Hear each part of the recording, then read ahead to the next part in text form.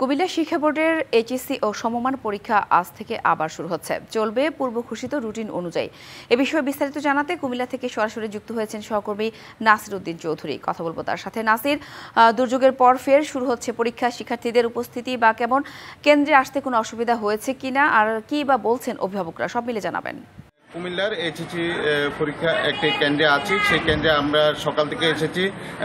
আজকে সকাল থেকে কুমিল্লা বৃষ্টি নেই, তো শিক্ষার্থীরা তারা পরীক্ষা কেন্দ্রে পরীক্ষা অংশগ্রহণের জন্য আসতে শুরু করেছে এবং আমরা শিক্ষার্থীদের সাথে কথা বলেছি। তাদের যে স্থগিত পরীক্ষা পদার্থবিজ্ঞান প্রথম পত্র সেটি তারা প্রস্তুতি নিচ্ছেন এবং আজকে যে পদার্থবিজ্ঞান দ্বিতীয় পত্র সেটি পরীক্ষা দেওয়ার জন্য তারা আজকে এসেছেন এবং তারা বলছেন যে আবহাওয়া আজকে ভালো থাকায় তারা পরীক্ষা অংশ নেবেন এবং তারা ভালোভাবে পরীক্ষা দিবেন। তো অভিভাবকরা বলছেন যে আসলে প্রাকৃতিক দুর্যোগ, সেই দুর্যোগের কারণে পরীক্ষা শিক্ষা বোর্ড কর্তৃপক্ষ স্থগিত করেছে।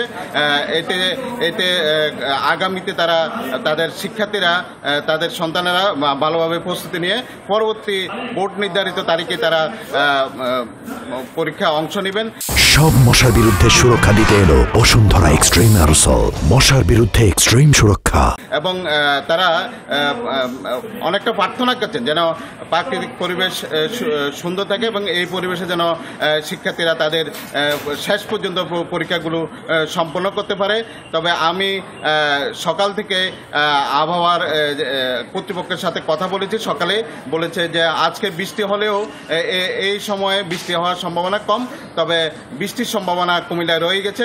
এদিকে ভারী বর্ষণ এবং বন্যার কারণে স্থগিত হওয়া এই পরীক্ষাগুলো আগামীতেই হয়তো এই ধরনের বৃষ্টি এবং বন্যার হয়তো আশঙ্কা থাকলেও ওই রকম স্থগিত হওয়ার মতো কোনো পরীক্ষা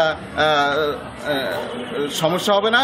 তো সাথে এই ছিল কুমিল্লা থেকে আমার কাছে কুমিল্লা পরীক্ষা, এইচএসসি পরীক্ষা, আজকের পরীক্ষার সর্বশেষ। ধন্যবাদ নাসির।